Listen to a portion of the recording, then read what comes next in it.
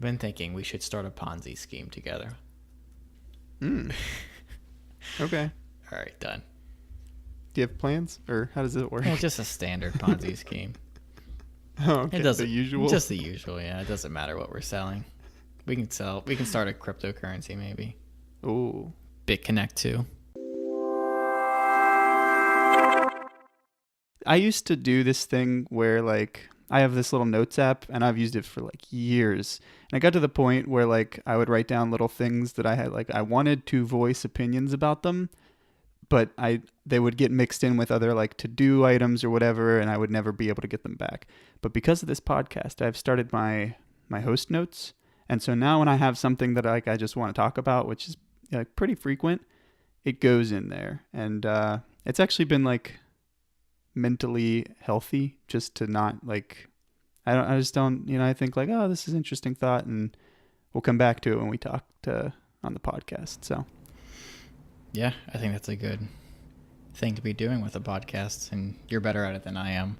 But I've been using Simple Note and trying to get my thoughts down in there. Yeah, Simple Note it'll work wonders. It drove me crazy for a little while because I spent like hours in the app just like making my notes like more arranged and things, but yeah, that's the hardest part about notes is that like I just brain dump constantly, and then like, okay, now I need to find these things, and like writing them down in a way that's organized, whether it's for work or just like random things. That's the hardest part. Well, how about this? Here we're off script already, but let me go through very, very quickly how I use Simple Note. I don't remember if I said this before. I don't think so.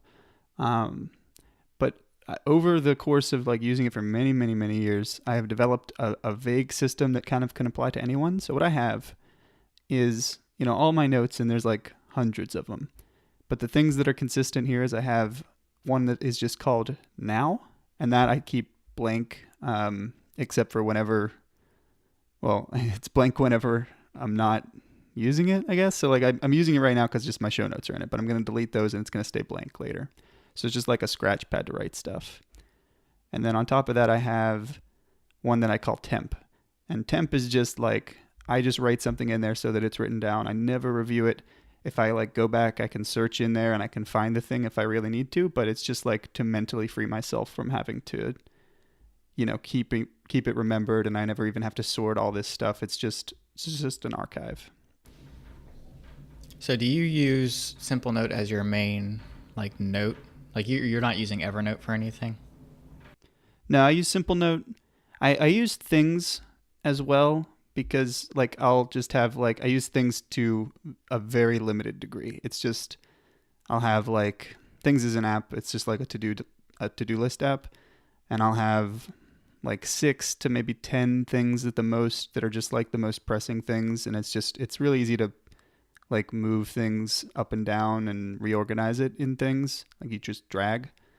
And sometimes I'll even use, it has like an inbox where you can just dump stuff and then sort it later. And I kind of use that as my like a temp thing in Things also. But that's kind of, works in parallel with Simple Note. But Simple Note's just where everything else goes. Okay. Yeah, I still love Evernote, and I kind of have like a hierarchy of what kinds of things, like how notes are organized. But I guess just like what I've been trying to do recently is like think about how I would search for this thing and just like make sure I put those kind of keywords in there. Like I briefly started trying like tags, and I don't know, something about that just wasn't working with me. But I also have like an unsorted folder.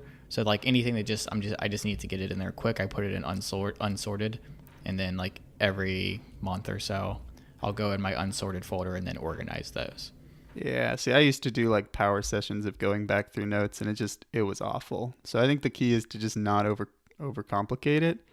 And the other thing I didn't mention here, I have a note that I call To Don't, which is just like, if I said this, a list of like things that I should do like eventually maybe, but they're not super important. And it's just like, I wrote the thing down. I'll consult this list whenever I'm like not doing anything, but otherwise like I just ignore it pretty much. Oh, okay.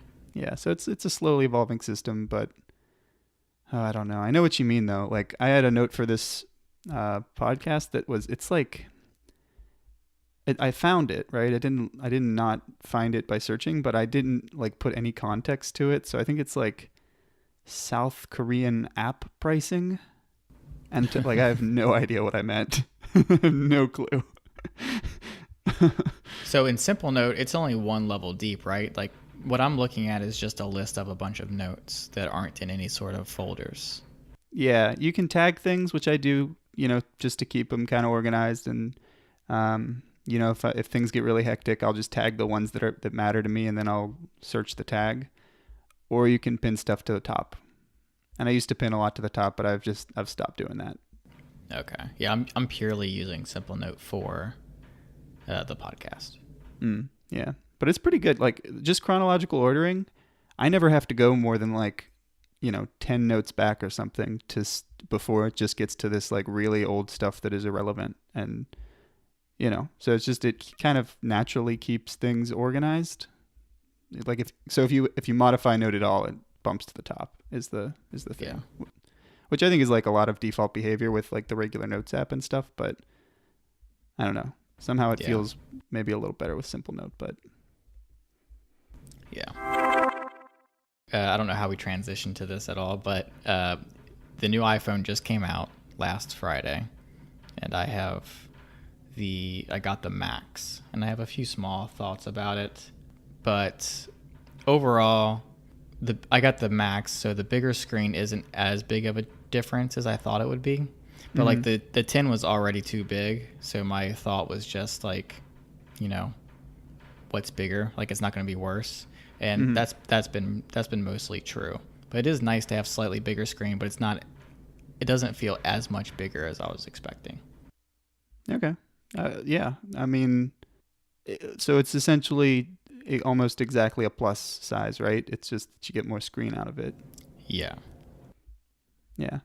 I mean, I stopped by the Apple store and just kind of poked around on these phones and the new Apple Watch. So I have a couple different little notes about some things, but yeah, I'm gonna be sticking with my SE for a little while. So I don't know what else. Any other comments on the Max? No, not really. But I am really excited for the Apple Watch, which I'm not going to be getting at least for a few months because I still have the original Apple Watch from the day that it came out, and it's definitely slowing down. One thing to note about the Max though that I do like is the battery life. So it's 6:30 here, and my battery's at 75% still.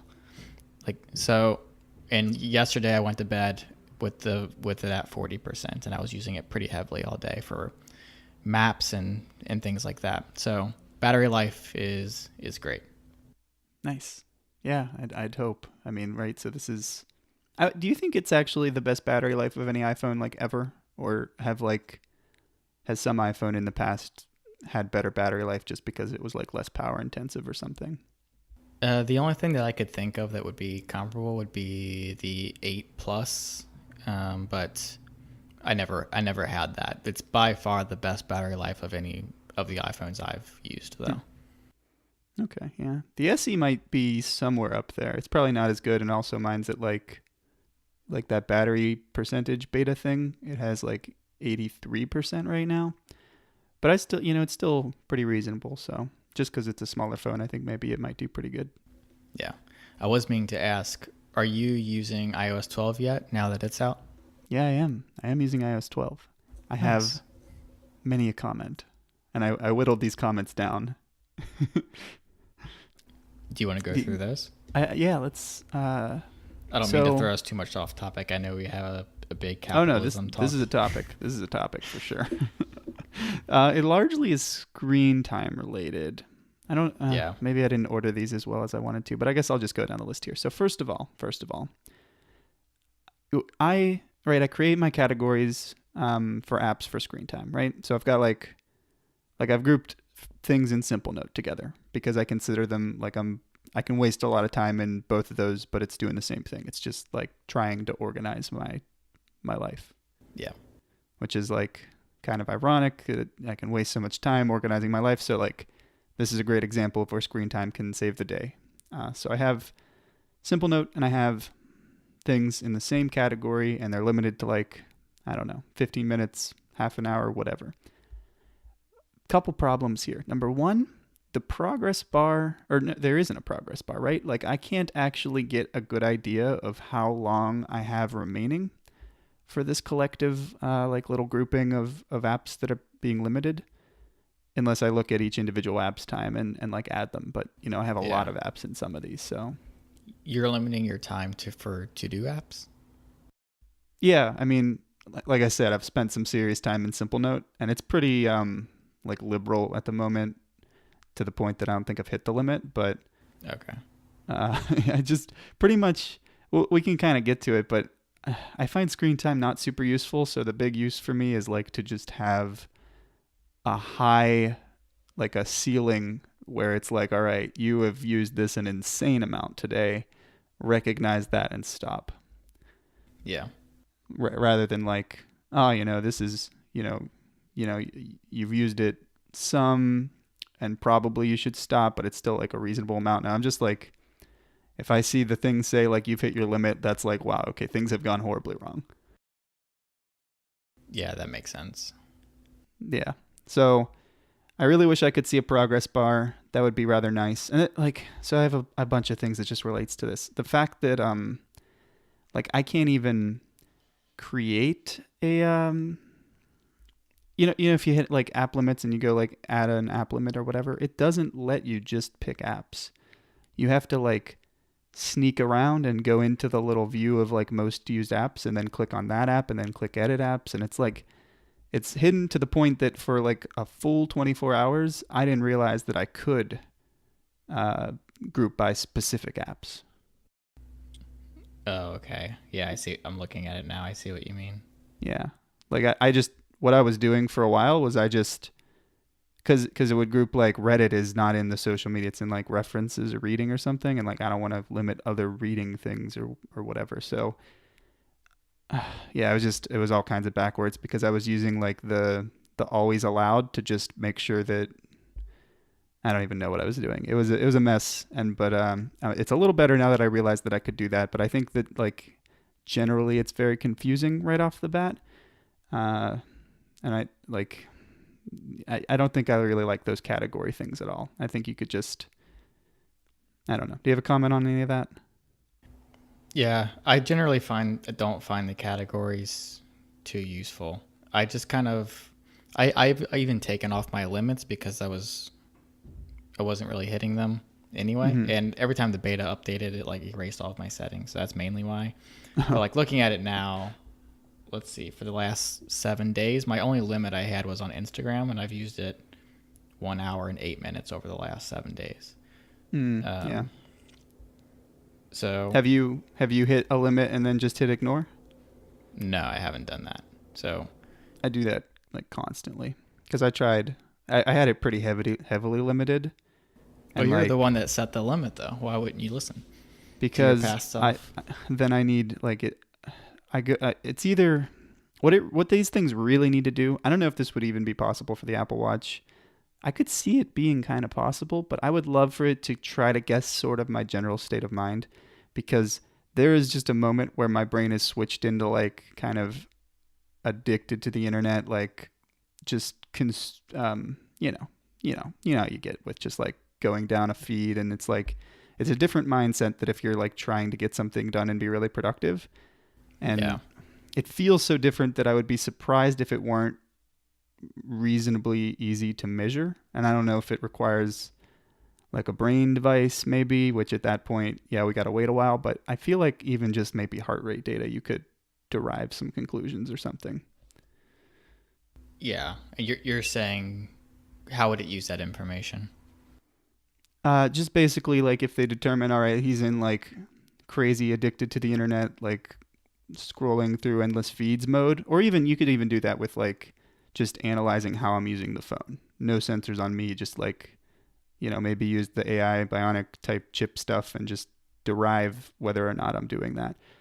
And then if I am in that kind of like bad consumption mode, then kick on the limit. But a lot of times I'll hit my limit in bad mode, and then I'll be doing something productive and need the same app because like this is why I haven't just abandoned Reddit and like Instagram and things. I do a lot of actually productive things, just, messaging people in Twitter or whatever.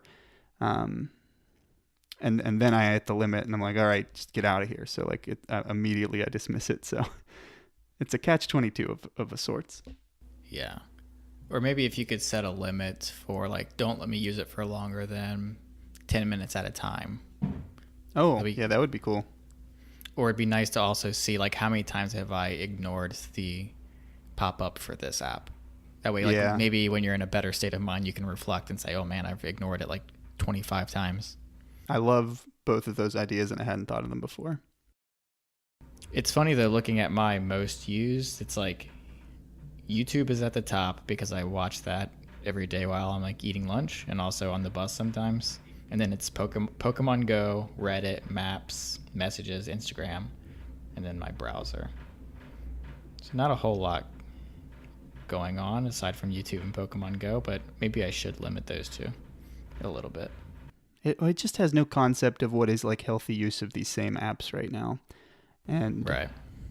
I really love, like I said, both the things you just said. I hadn't, like, especially the, like, a cooldown time pretty much. And that could be, I could see that even being like a hard, like I'm not using the passcode thing because it's just going to be kind of annoying to, like, if I do need to get into an app, like contact whoever has it and then, get the passcode and then unlock it for myself.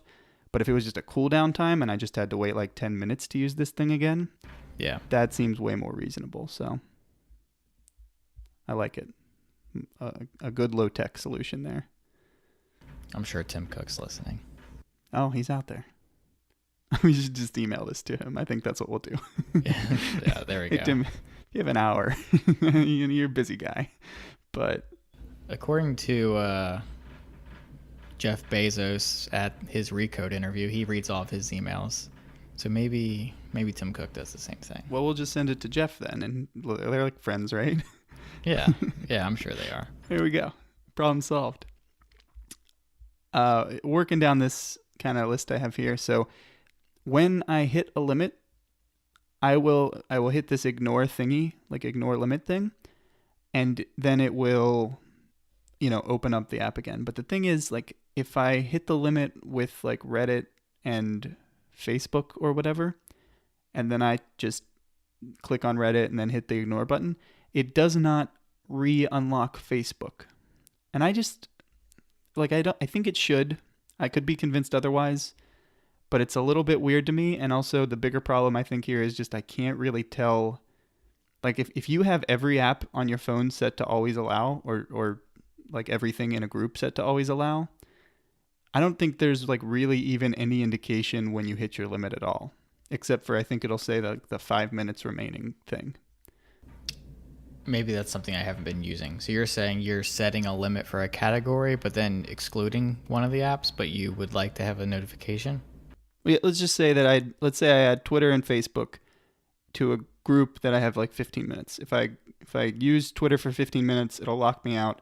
If I say like ignore this for the rest of the day, I'll continue to use Twitter and Twitter will no longer be like grayed out, but Facebook will continue to be grayed out.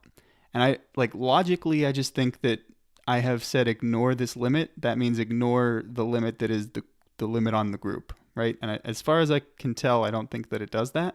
Okay, I see what you mean. Yeah, but my bigger thing again is just like, it's really hard for me to tell what is actually happening and how much time I have left and which things are locked out.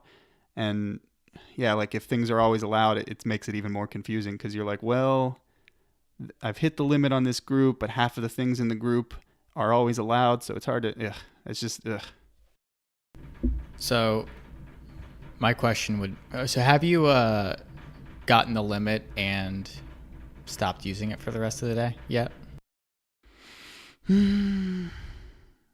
No. I find this, I don't. Okay, so my question would be, I think I'm gonna have to take the side of the app here and say that why are you even setting the limit if you're not listening to it? But because it's been like a weird process, like I might pick a point where I'm like, okay, we're gonna really follow this right now, and at that point I might use that passcode because I intend to really follow it. and it's easy to really follow it if I physically cannot get past the passcode. But it's been kind of experimental right now, and I've just been sort of disappointed in like how it works kind of. And the other thing that's not helping here is when you add a bunch of apps together, it'll just change the text to like Reddit and Facebook and two more. So it's like it's really difficult. You got to jump into the folder. It still doesn't tell you the time that you have remaining for the total category, and just this is kind of just like, I don't know. It doesn't feel like the best interface to me overall. Yeah, I do agree with that. They could do a better job of like making this like more customizable with like just the interface, not even so much like they've done all the difficult stuff, but just how you input that could be done better. Yeah, and I'm not super convinced that it's all that accurate. I don't really have proof, but I've been keeping like an eye on the number as I use things, and it's like it's felt wrong. I don't know. Maybe people have. I mean, sure, I'm sure people have like checked this, and I don't know. Does it seem accurate for you? I think so. Let me take a second look for just today. Let me see if the today looks accurate to me. Because I remember someone saying that I think it at least wasn't accurate. I think Gray said that it wasn't accurate, CGP Gray. And I don't know that it actually got fixed. It's better than nothing, but... Yeah. I mean, just looking at my today, it does look pretty accurate, but I wouldn't be surprised if it wasn't. Yeah, and like, I know for a fact it doesn't like update immediately. Like, it's not after 1 minute it updates. Yeah. It's like you gotta either refresh it or wait there a second or something. Yeah. To you, I would recommend turning off all of your limits and just using the phone for a week, and then looking at what your usage is for everything, and then like setting your goal just slightly below that until you're not hitting that, and just kind of maybe taking it lower, because I think if you're hitting it less often, like set easy goals. If you're hitting it less often, maybe you're more likely to listen to it when you do. And then once it's like, if you're actually trying to change the habit of using those site types of apps, as you get better at like using it less, you can gradually reduce your time in each one. Yeah. I will give them points because I think, I don't know, I dismissed it because I've gotten to the point now where like I just immediately dismiss these like 5 minutes remaining reminders or whatever. But I'm pretty sure it gave me one that was like, hey, congratulations, it's been 7 days and you now have like solid data on your app usage, which is not true because the first day of iOS 12 is extremely different than any other day for me. Yeah. But also in general, I use it like very like on a very unusual kind of, there's a wide range. Yeah. I would like to also see, like, it only gives you the last 7 days. Like, I want to see further back than that. I want to see for the past, 3 months, how have my trends been going in different categories or just overall. And this is a little bit of the thing. So, I was really excited to get iOS 12 and look at screen time. And then I was like, oh, there's no data in here. When like, I don't know how to set the things. And so this has been this like process here. But yeah, I'm going to look back at it, I guess, sometime soon here. But I really think that this first week was pretty skewed by just the weirdness of iOS 12 itself. I do have some, I kind of like thought about how I would like to see this work. And so this is my idea here. Okay. I think, again, it was either CGP Grey or maybe also us when we were talking about this before, but the idea of a rolling basis, you know what I mean? No, keep going and I'll see if I remember. So this is like, it's funny because in the same keynote presentation, Apple talks about how Apple Watch now has a rolling mile timer or whatever. So that means like, how long did it take you to run the last mile? Even if you're on like mile 3.7, it's like, all right, what is the time between mile 2.7 and mile 3.7? So it's just always updating. Yeah. And so what I would really like to see is rolling basis. Okay. How many, here's my things that I'd like to see.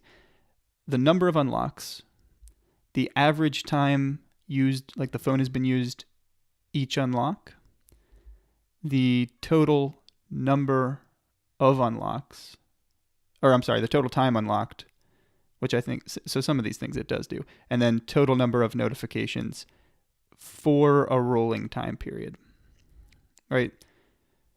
So for example, it would say, all right, this time yesterday, this is what these numbers look like. So this is how many times you had looked at your phone and unlocked your phone and how many notifications you had gotten in the last day yesterday at this time. Yeah. So I think that would be very useful. And then on top of that, I would really like the custom ability to pick whether, like how frequently it's rolling. So do I want like the last hour and see if I can improve how many unlocks I do per hour, and so I get this really rapid feedback, or maybe I want in the last day, and so just on a day-by-day basis. And then also it would be interesting to see, so like how many notifications did I get in the last hour, but then on a frequency of every day. So like, all right, I got this many notifications in the last hour, and if it were yesterday at this time, this is how many notifications I would have got in the last hour. Yeah, that would be nice. Yeah. And that wouldn't be too difficult to implement either. And we were even talking before about just notifications around pickups. So like a rolling thing would be really nice for pickups, because then I can say, I don't want to pick up my phone more than, 10 times an hour, because right now it's, I don't know what it is. But like, I feel like just pickups is kind of the big issue with even the phone at all. It's just people just picking it up and using it when they have nothing else to do. And that's a pretty common thing to want to fix. And I don't even care that much if it's rolling, but I would like controls over, all right, just what time frame are we talking about? And then also, when are we going to compare this to? Does it even show like this is how many times yesterday that you unlocked your phone? I don't think it does that. So even if it was just like it rolled over at midnight rather than it being a constant like the last 24 hours, I would still like to see, all right, comparison of the current time frame and the previous time frame. And also I'd love to choose the time frame, like whether it be a day or a month or an hour or a week. Yeah, there's no way to see yesterday. There's like in the week view for pickups, you can see like a bar graph, but it's not like very precise on exactly like what each day was. Yeah, and it's like organized by the categories, which I disagree with pretty strongly too. So yeah. And then a big thing that I still want is just more, like I want to be able to group my contacts into like, I guess, groups. So I can say like, I only want notifications for this group. I only want badge icons on my messages for this group. And I don't want to see like anything from these groups, because really I don't care about getting like, I don't need to like respond too quickly to anybody except like my wife. And I don't even want like badge notifications on my messages for anybody but her, like maybe family or something. Otherwise I want to be able to like, be more like an asynchronous communication with everybody else. Like when I go to my phone to reply to things, I can do it then instead of being interrupted the same way for one person as I am for another person. That feels like, how if you click on screen time, there's like the downtime tab and the app limit tab and all the restrictions and all that. Yeah. It feels like they could add another tab that is like, I don't know what you call it. Apple would come up with some fun name, but like essentially whether you want certain people to be synchronous or asynchronous, and you could just toggle like, give me this whenever I check things, or like give me this immediately. Yeah, because in your phone book you can create groups, so it shouldn't be very difficult to be able to assign those groups to different levels of importance for notifications.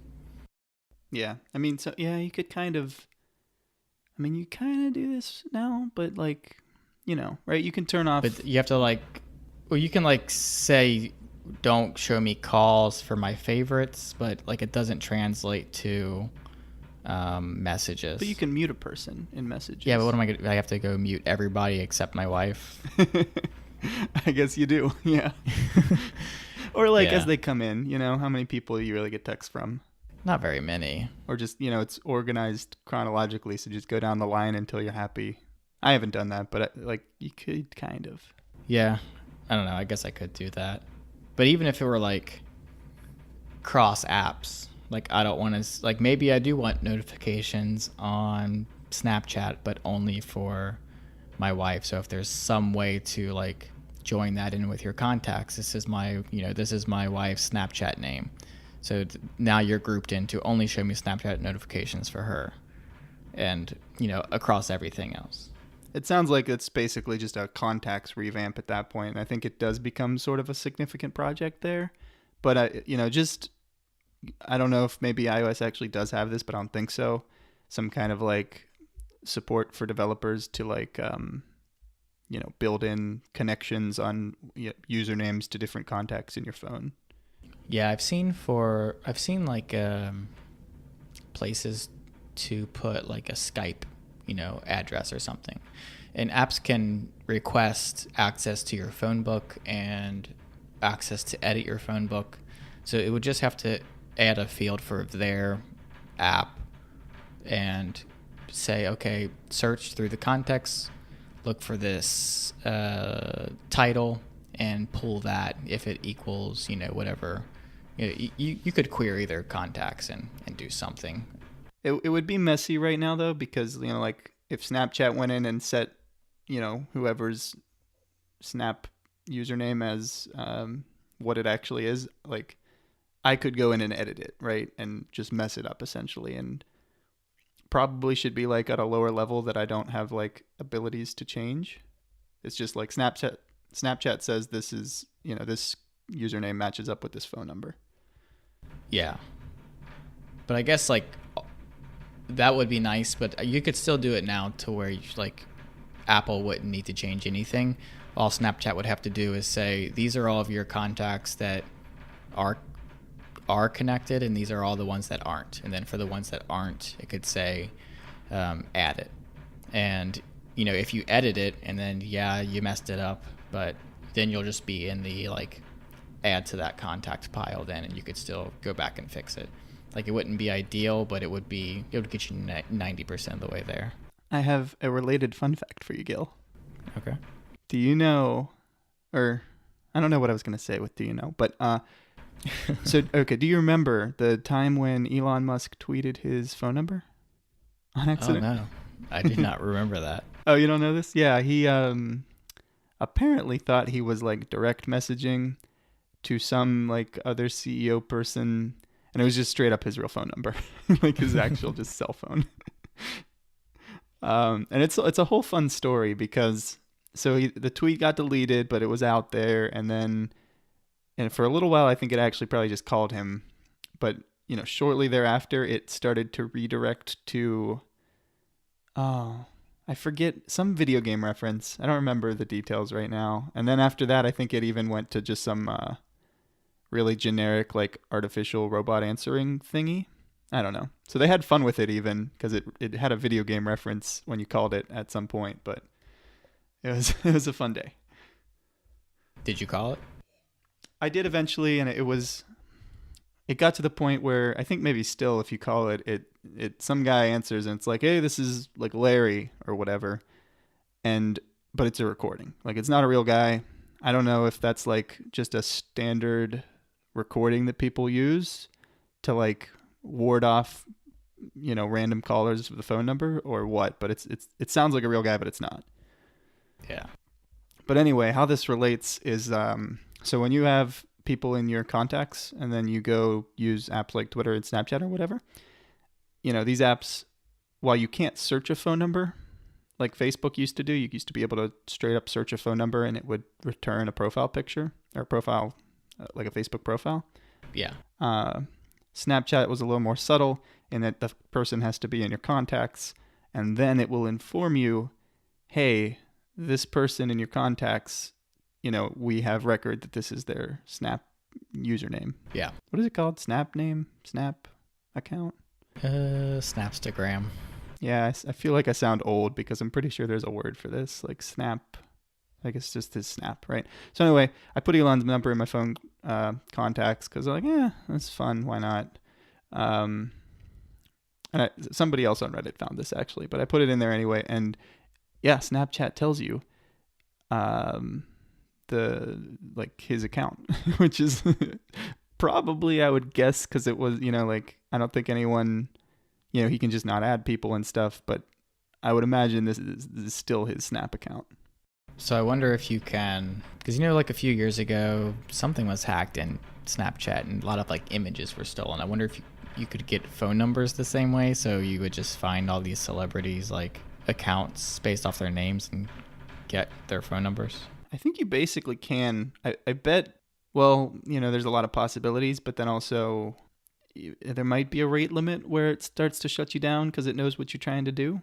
But at the same time, Facebook didn't really have a rate limit, and, people were using it to harvest phone numbers, and that's why it doesn't exist anymore, because it was a security issue. So maybe it is, you can look people up by adding random numbers to your contacts and then looking to who it relates to in Snapchat. I don't know. But anyway, his username is, we might bleep this, but it is... I'm going to go add that now. Don't add it, no.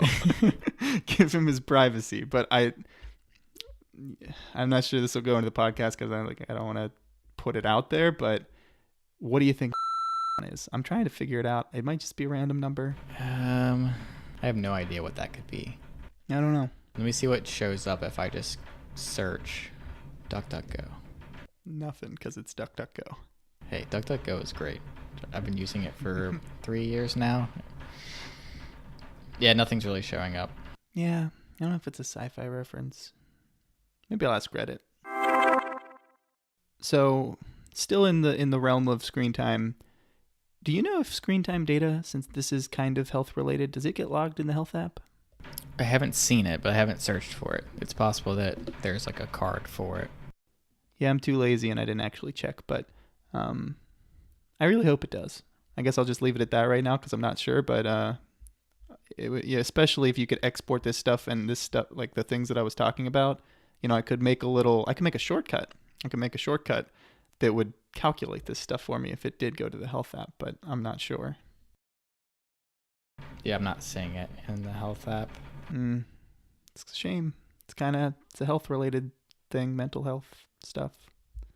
Can you access screen time from shortcuts? No, I did try that because I was like, what would be a great killer combo? The two new features, interacting with each other, but it currently does not. Yeah, because I feel like you could make some cool triggers based off of when you hit different, times on app for different things. Yeah, I think it'd be great. I hope that's the plan. My guess right now, I didn't use workflow, but it feels like Apple changed as little as possible from what existed. And so maybe they're planning to roll out more integration with like HealthKit and screen time stuff. Yeah. 2 more little notes about screen time. 1, I have actually ended up with more notifications because screen time will send you like, oh, you've got 5 minutes left, or oh, it's, you've reached your limit. And related to that, do not disturb now summons every time you turn it on. Have you seen you get a notification about do not disturb? No, I have not seen that. So when do not disturb comes on, you get a notification? You do. And it'll go back away when you turn it off, which one, that feels like it's against kind of the rules of how notifications work, right? Like this notification is special and now disappears. But 2, the fact that I can dismiss it, like it is dismissible, it makes me want to. And it's horribly ironic that do not disturb now immediately gives you a notification. Maybe I'm just used to it because I have do not disturb comes on every night at 10 p.m. But I don't know. I can't remember seeing that, but maybe it's just happening so often that I just get used to it. No, it gives you one, and you can clear it, or you can. It just says like "Do not disturb" will be on until you turn it off. Will be silenced until you. Notifications will be silenced until "Do not disturb" is turned off. Like, thanks. I need to see that every single time. Oh, okay. On just on the lock screen, there's like a little. Okay. Yeah, maybe it's just a lock screen, but it is like a notification that can be dismissed and everything. No, it's in the It's in the notification center. I think it's everywhere. Okay. I just need to pay better attention. I just find that ironic and also a little bit annoying. Yeah. The other thing that I find a little bit annoying is camera. Okay, have you tried to send a photo from the Messages that drives app? me crazy. Is this how it works now? Surely there is a way that I'm missing. Well, you have to go to like the apps and hit the Photos app. You can't like, and it drives me crazy too. I hate that. To clarify for people, I used to send a lot of photos by clicking the little photo sending part in Messages, and then it would present me with what did it have an option, right? You could choose camera or photo library, and then I don't know. I haven't used it for a few months now. I think it had an option. And to their credit, if you're trying to take a photo, which can be time sensitive, for it to immediately go to the camera is more, it's technically a better call, I guess. But to have to boot up the camera and it shows me whatever it's looking at, and like its potential to accidentally send a random picture of whatever, mostly just booting up the sensor. And I think wasting battery. I don't like that at all. Yeah, and you have to hit so in the first like 4 betas, you would hit the camera, it would open up the camera, and there was no way to go to photos. So you had to like close it back out and then click on it from the app. Oh yeah. The app drawer. Yeah. So I guess they realized people are clicking that I guess they realized what was going on, but they didn't fix it. They just, added, I guess, an icon to that screen. I feel like they must have some kind of indication that they probably just looked at the data, and I guess maybe most people were taking a picture when they clicked the camera thing. So they just streamlined it. Yeah. I guess my assumption is that nobody's using Messages apps and they're trying to push people to that app drawer. Oh. So they know people are going to be sending photos. So they're like, okay, we can at least get these people to recognize that this is here. I mean, it's going to work because if you don't know, if people don't know, you can hold and then pull down on the little app icon thing, and that drawer will go away and you'll never see it. And I don't ever want to see it because I don't use it at all. But I guess I'm going to pull it out on occasion. No, I'd actually rather go to the camera. I don't like it, but I don't like that bar thing even more. Yeah. I would rather give us an option to make that a number row or something if you're going to I don't know. Yeah. It reminds me there used to be a thing where if you took I love that they added the screen capture, like you know what I mean? The screen capture thingy for iOS. Yeah, so you can annotate them right after you do them. But it's like a video too, right? Oh, that screen capture. Yeah. Yeah, that. And then when that first came out, if you accidentally hit it because, it's in the control center thing and it's really easy to just hit, it would start a 3-second countdown and nothing could be done about it. It was just going to count down until it started to record, and then you had to go end the recording, go to the Photos app, delete the 1-second recording that just happened, and then jump back. And it was just a 15-step process to get rid of something that you accidentally clicked. But now you can hit cancel. You can just tap it again and it stops counting down. Yeah. I never ran into that issue, but I've run into a bunch of small things like that, so I'm not surprised. Yeah. And so my last thing about iOS here is the count, this is back to this rolling thing. It rolls over at midnight right now. And the people that benefit from this the most are up past midnight, Yeah. I would love to see the day or an option for the day to roll over. I could even see this in accessibility because it really is a mental health kind of thing. Give us the ability to set that to whatever time people are actually transitioning their days, or, if you work random weird hours or whatever, just the people that are benefiting most need that to be not midnight. So yeah, because there's a whole group of people working third shift and things like that. Yeah, but even just the option to, do I want to see today or do I want to see the last 24 hours? Yeah. That would solve it for those people. And Gil, we have lost. This is WatchOS. I only have one comment on WatchOS, but the fact is that we have lost, possibly, I'm not sure about this, but I think maybe we lost the modular faces that can be all one color, but I might just have missed them. And I like that. But also, and way more importantly, we have lost the time travel feature. Yeah, you texted me about this. Oh my gosh. I'm more depressed over not having WatchOS 5 because it's not supported on the first watch for me to worry about that. But I wouldn't even get it. I mean, it has podcasts and everything now, but like time travel, like which you just roll the crown and it peeks forward, like it pretends you're traveling forward in time. And, you can see upcoming calendar appointments. The weather will change for whatever time it is that you roll forward to. And just, it's like you're in the future. It's like, this is what the future watch face will look like. And that is such a fundamentally like awesome horological feature that cannot be accomplished, in anything short of an Apple Watch or short of a smartwatch. And it's just like, it's not a big thing and it was off by default, but it was so just well designed and well implemented and fundamentally part of what a watch should do that it makes me really sad to see that go. Yeah, I've never really used it, but I do think that it's an awesome feature, and it's something that, like, if you're the certain kind of person, or if you are like maybe travel or you're, whatever, like you said, it's something unique to a smartwatch, and those are the types of features that they should be leaning into, because like apps aren't going to be it. It's going to be, how do we think about time and like what I'm doing today and everything around that. And it, you know what it does now instead of the time travel thing? What? It does nothing.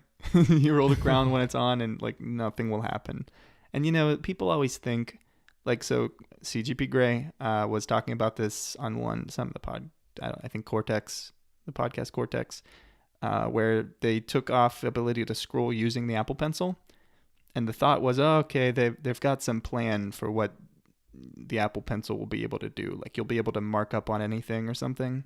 Yeah. I don't know. Maybe it's way out, but I really don't think Apple ever intended to do that. And I don't think that they really have a great idea for what to do with the crown scrolling, when you're not, when it's just unlocked and on the home screen.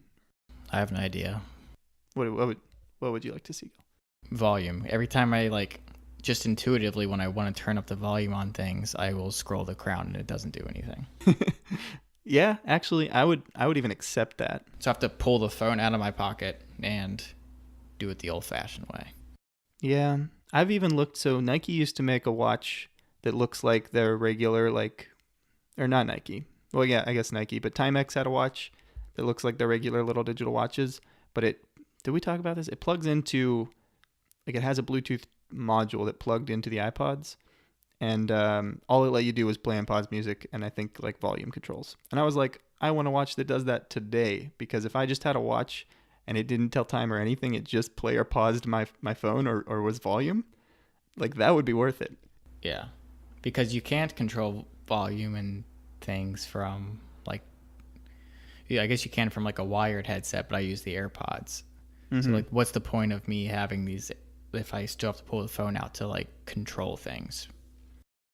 Yeah, and the point of the watch is just I really value it doing a few things very well. I love it. If the crown was just always volume, I'd rather have that than the time travel thing. But it doesn't do that, and I don't know, maybe it's coming, but I don't have super high hopes. My last complaint with the watch, and maybe this is fixed by now, but it's just too slow for me to use. So I have a smart lock on my door, and I have to pull out my phone and I go to my control center and I can unlock my door from there. Mm-hmm. I would really love to be able to unlock it from my watch, from maybe a complication, or even opening the app would be fine. But it takes 30 seconds to load. And then it's real buggy. It doesn't always connect. So. Well, at least they're probably, they're definitely trying to fix that. Yeah. Yeah, that's true. That might just be pure technical stuff. At Yeah, least. maybe that is fixed. I'm using a 4 or 5 year old watch at this point, but it's still annoying. Yeah. A little bit on the topic of watches, because this was the case last time we did record, but I didn't think to talk about it at all. Two things. One, I have improved the not even design. I just kind of basically did a little explainer video on the calendar watch concept that I had. That'll be in the show notes, and I don't know if you want to say anything about it, but yeah. The other thing though is that I did get one of the watches that I had talked about, which I said was unavailable. And through messaging the designer of the watch via his Instagram, and this is back to, I have important uses for Instagram, right? Like messaging people to get these sold out watches. I just reached out to him and he gave me an email and I talked to him some and he sent me one. So I've got myself a pilot mission timer, which has a unidirectional countdown bezel, and I love it. It's also a really cool design and has like no branding on it and all that, and so it's just a solid watch. So this was just a guy that designed and sold these? Yeah, he's an industrial designer. He's actually like working on his own line of watches now, but before it was like probably I guess he was commissioned by like this adventure company to design a watch for them. So quick recap on SpaceX activities. There's so much, Gil, but the big thing is an update to the BFR and a very interesting first mission to the moon with it. Yeah, I'm behind on this. I know that there's something about updates to the BFR, and I have an hour-long video saved to my YouTube queue. Yeah. But I'll just have you explain it to me instead. All right. So the TLDW here is that BFR has been redesigned yet again. It is now, I think, 118 meters high, which is considerably taller than what it was going to be, and beats the Saturn V. So now it's like the tallest rocket, and things seem pretty finalized. It also has, in my opinion, a much better look, which is like, you just got to go look at a picture, but it looks like a classic sci-fi spaceship, which is really cool. So that's essentially like the end of the technical update of it. I mean, they're talked about a bunch of things with the engines and like re-entry profiles and stuff, but the gist of it is it looks cooler and it's better pretty much in every way than the 2017 version. I guess let's get into the missions. So I keep seeing stuff about the moon and Mars. What's that about? So Mars, I think, still staying the course. We want to do a mission there, and the very, very, very optimistic date, I believe, is still 2024. There's no way in hell. No, it's not happening. But No. The cool news is that 2023 is now slated to be the first mission for BFR around the moon, unless they do like an unmanned practice mission. But if they do an unmanned practice mission, it'll be to practice for this mission. So in 2023, a Japanese billionaire who got money from like just brands and stuff like fashion, I think.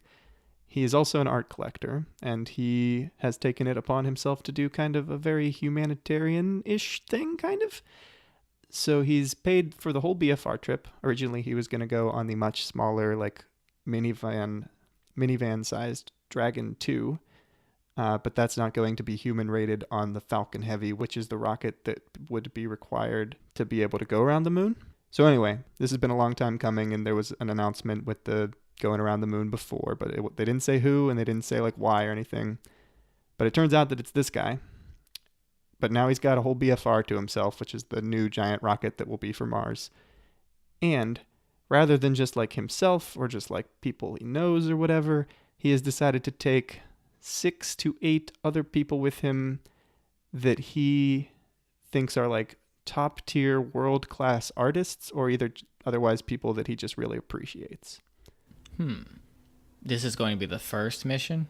I believe it'll be the first one that isn't just low Earth orbit. There might be like a manned low Earth orbit mission, but like that would pretty much just be a test, I think. Okay. there's room for it to change, but like this is pretty much the first person that has like paid to use BFR, so it'll be its first like customer. Okay.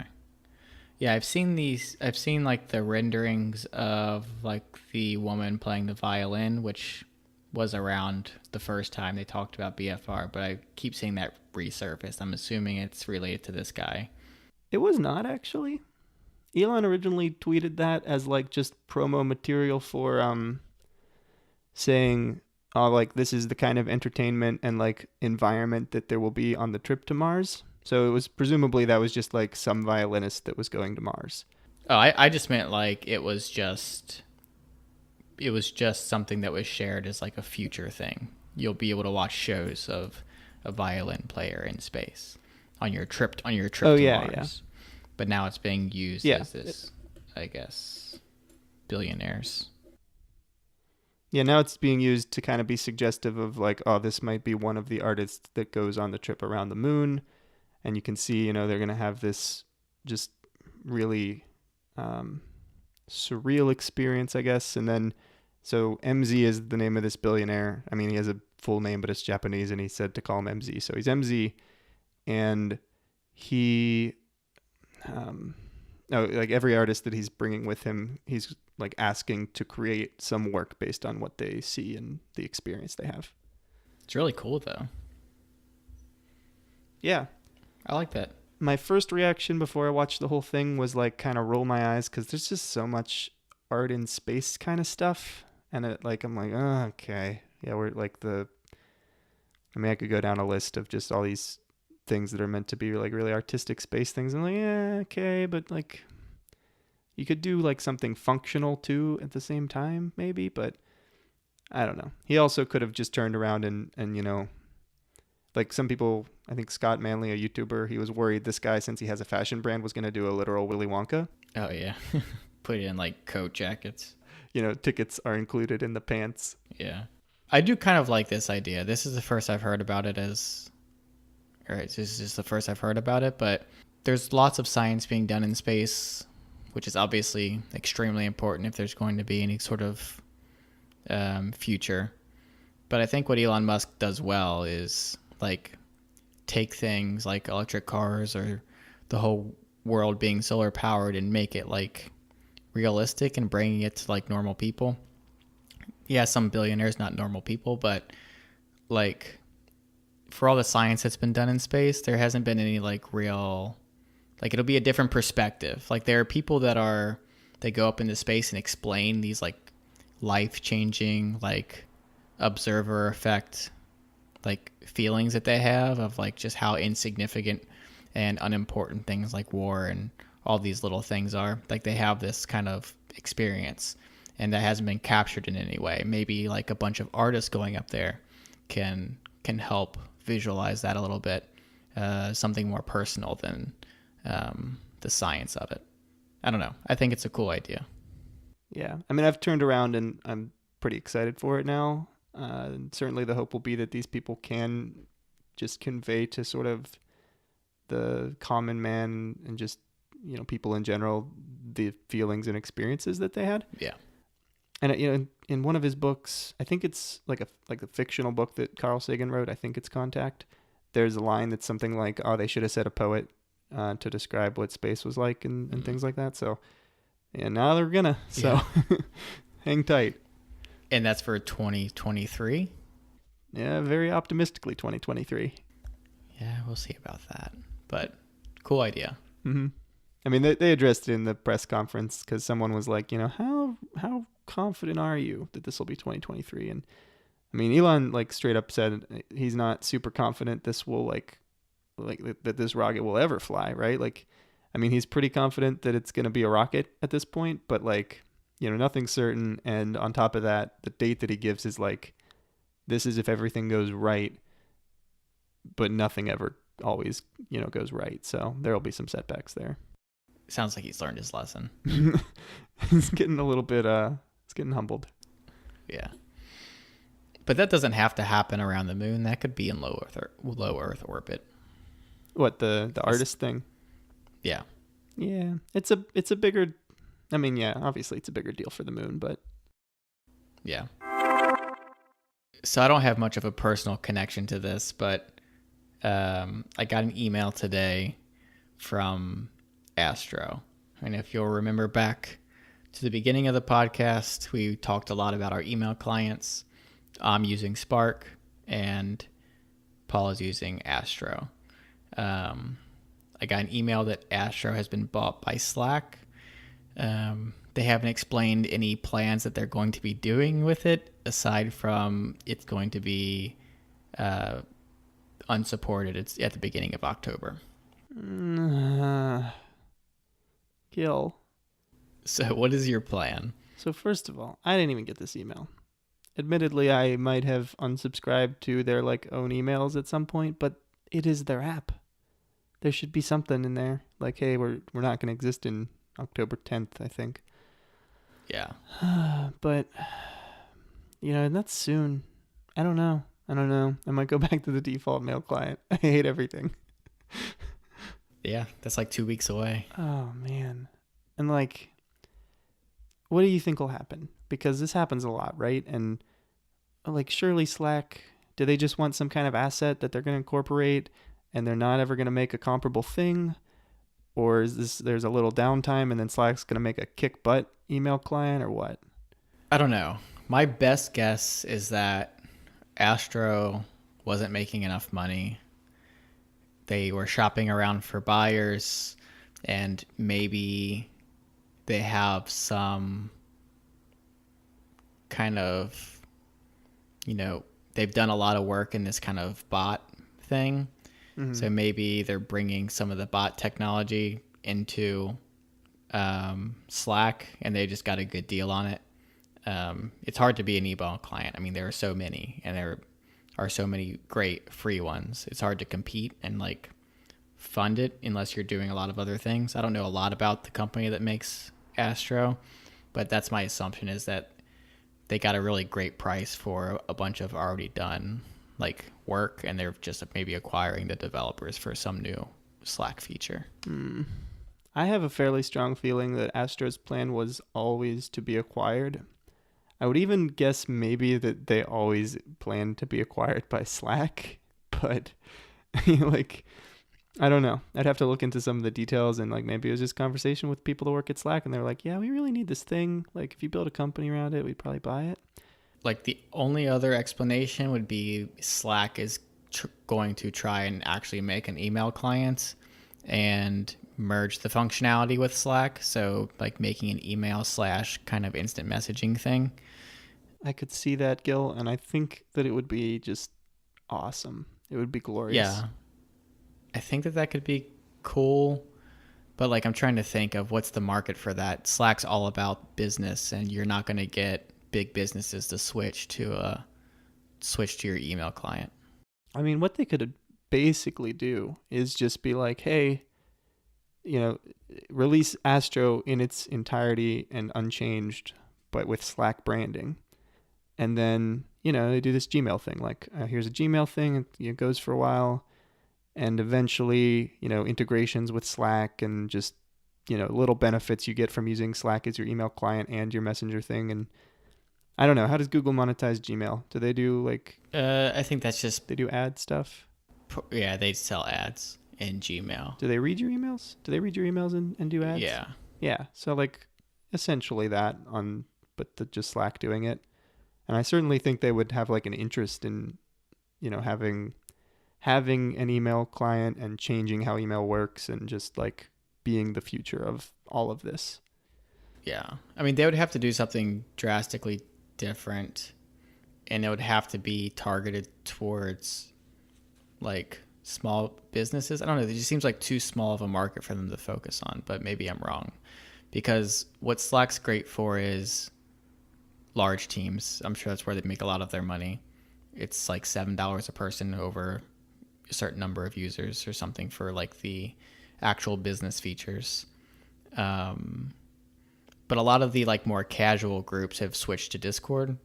So I don't see people really using Slack outside of business. And businesses are so dependent on the features in Outlook, at least like the more once you get to a larger scale, I don't know. I just don't see what an email client would be used for. But maybe I'm wrong. Maybe they have a really great, email hasn't changed for a very long time. Yeah, there's a lot of room to improve, and you're seeing new features like so again, this is in the Cortex podcast, I think, where they're talking about is it Spark or something has this cool feature where like you can have a little conversation about an email. Yeah, that's Spark. Yeah, so that that is just a subtle improvement, but a big one.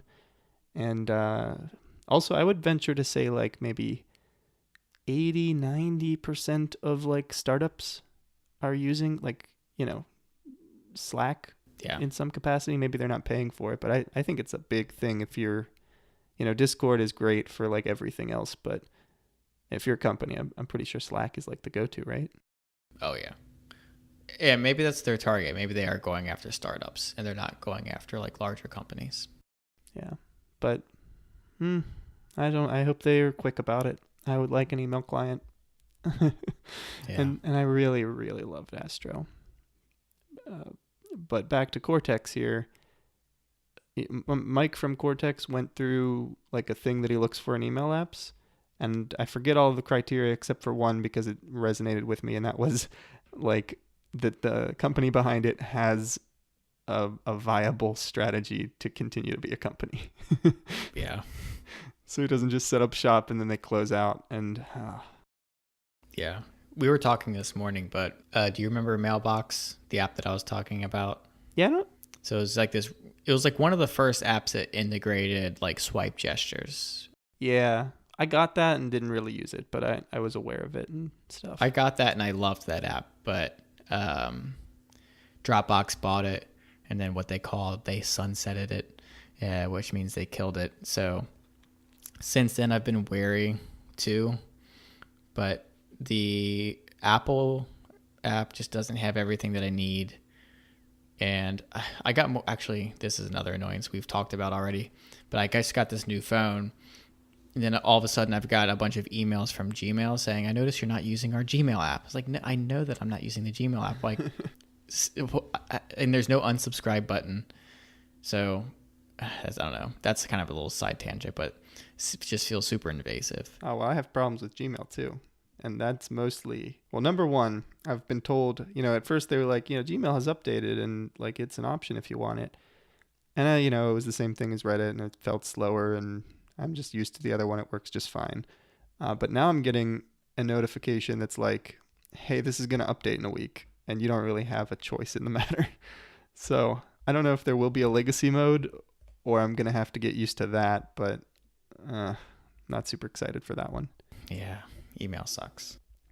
And, fun Gmail, not glitch, I guess, but I just think they could do this a lot better.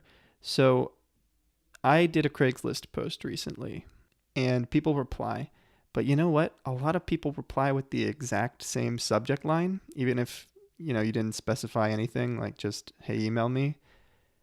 They'll come up with the exact same, like, case sensitive, same exact string as a subject line. And despite them coming from like different, how Craigslist that generates like emails and do you know like Craigslist has this thing? Yeah. Yeah. So like the whole point of Craigslist, I think originally anyway, was that you don't have to give your email address out because Craigslist just generates one for you or generates one for the people trying to contact the poster. And then it generates one for me when I reply. And it's just this middleman that keeps us anonymous. But anyway, I get all of those different emails and it's a bunch of, like random letters and numbers at Craigslist.com or whatever. And they're different addresses, right? But because they have the exact same subject line, as from what I can tell, I'm not 100% sure here, but it looks like if it has the same subject line to the letter, that it groups those emails together, which... You don't like that? No, it's different people. Like it's different people with totally different people. Conversations. Okay. But they happen to have put the same subject line. And I guess maybe also because it's coming from the same like domain or whatever the thing after the @ sign is. Okay. So if you change the subject line when you reply, does that carry through too? Or when they reply, it'll be the same as it was before? I haven't thought of that. I'm afraid to a little bit, and I'm actually not super sure that like both people aren't getting my replies. But I don't know. It's just a mess. I don't know if it's doing exactly what I'm describing, but it's definitely not working correctly because it's just grouping people, like it'll say both of their names as if there's some kind of uniformity to this, or like, like it's a group conversation, but it is not. These are unrelated people. Is it interesting what you're using Craigslist for, or no? No, I kind of just posted like entrepreneur looking for a partner, business ideas kind of thing, and just see what happened. Oh, okay, cool. I got a lot of replies though. It was just in the creative section, which I thought like who looks at the creative section? And I think I'm at like 30 to 40, Oh, 50 maybe replies here. I'm like, okay.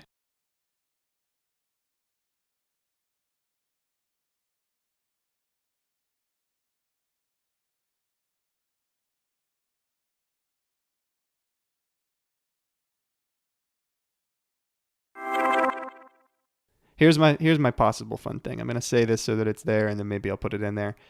I was as prepared as I have ever been. Not only did I get show notes organized and like headers on them, and then also narrow them down to like a reasonable amount. Like we only have one thing that I didn't do that I like had starred to get to here, which is pretty impressive. But then in the time that I had extra beforehand, I had like 15 minutes before 9. I listened to voice warm up stuff and did like exercises with my mouth. oh, really? Yeah. I've never done that. You know what I did before? I Huh. ran off the bus and grabbed off my things and then came over to this room.